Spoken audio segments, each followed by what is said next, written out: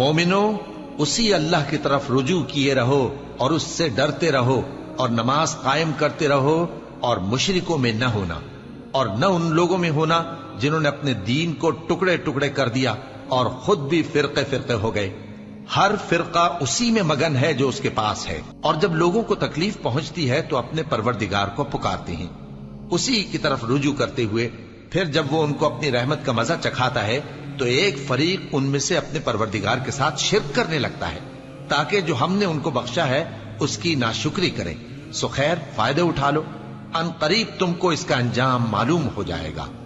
क्या हमने इन पर कोई ऐसी दलील नाजिल की है कि फिर वो इनको अल्लाह के साथ शिर्क करना बताती है?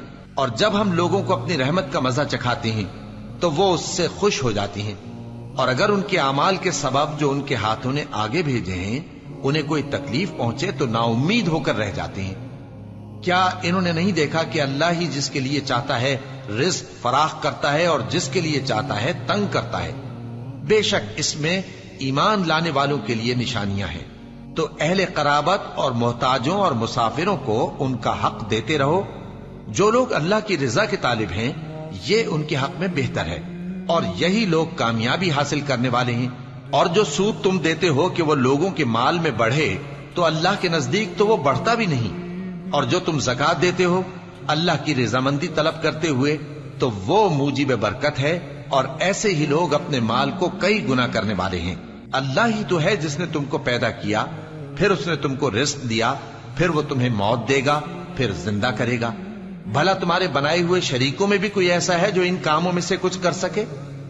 वो पाक है और उसकी शान इनके शरीकों से बुलंद है। खुश्की और तरी में लोगों के अमाल के सबब फसाद फैल गया है ताकि अल्लाह उनको उनके बाज अमाल का मजा चखाए। अजब नहीं कि वो बाज आ जाएं।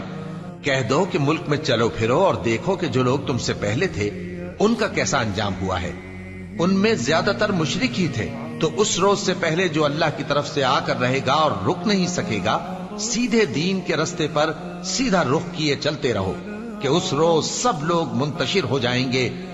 जिस शख्स ने कुफ्र किया तो उसके कुफ्र का जरर उसी को है, और जिसने नेक अमल किए तो ऐसे लोग अपने ही लिए आरामगाह दुरुस्त करती हैं ताकि जो लोग ईमान लाए और नेक अमल करते रहे उनको अल्लाह अपने फजल से बदला दे। बेशक वो काफिरों को दोस्त नहीं रखता। और उसी की निशानियों में से है कि वो हवाओं को भेजता है कि खुशखबरी देती हैं ताकि तुमको अपनी रहमत के मजे चखाए, और ताकि उसके हुक्म से कश्तियां चलें, और ताकि तुम उसके फजल से रोजी तलब करो, और ताकि तुम शुक्र करो।